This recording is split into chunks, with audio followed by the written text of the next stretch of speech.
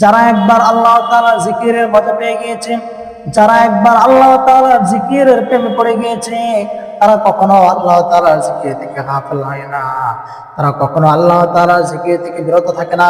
তাদেরকে যদি হাজারো কষ্ট দেওয়া হয়, হাজারো নির্যাতন করা হয়, তবুও তারা আল্লাহ তাআলার জিকির থেকে গাফিল হয় না।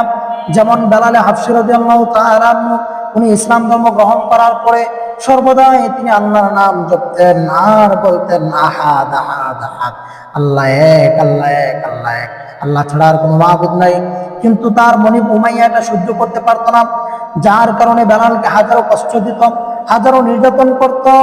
বেলাল রাদিয়াল্লাহু তাআলা আনহুকে উত্তপ্ত বালির মধ্যে শোয়া রাখত, যাতে করে বেলাল রাদিয়াল্লাহু তাআলা আনহু আর আল্লাহর নাম না জপে, যাতে করে বেলাল রাদিয়াল্লাহু তাআলা আনহু আল্লাহর পথ থেকে সরে আসে।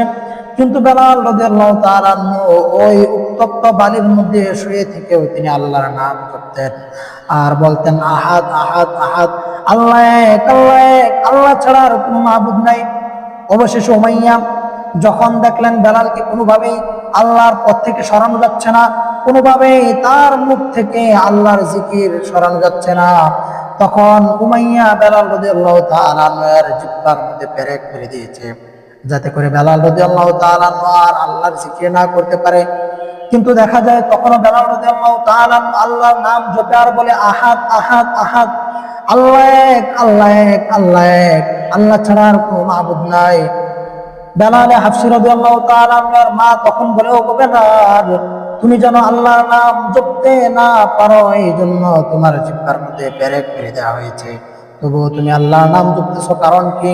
বেলাল হাবশী রাদিয়াল্লাহু তাআলা আনহু তখন বলেন, ওগো আমার আম্মা জান, এতদিন পর্যন্ত আল্লাহর নাম জপছি, এত মজা পাই নাই, আজকে যেই মজা পাইতেছি আল্লাহর নাম জপার ক্ষেত্রে, এতদিন আমি আল্লাহ তাআলার নাম জপছি, এত মজা পাই নাই, আজকে আমার জিহ্বার মধ্যে পেরেক করে দেওয়া হয়েছে, যাতে করে আল্লাহর নাম না জপি। কিন্তু আমার আম্মা জান শোনো, আজকে যে মজা পাইতেছি এই মজা আর কোনোদিন আমি পাই নাই। ওগো আল্লাহ, তোমার শান গে জীবন আমার যদি, তোমার গান গে জীবন আমার যদি হয় অবসান, শেষ হবে না গান তোমার শান, শেষ হবে না গাওয়া তোমার শান।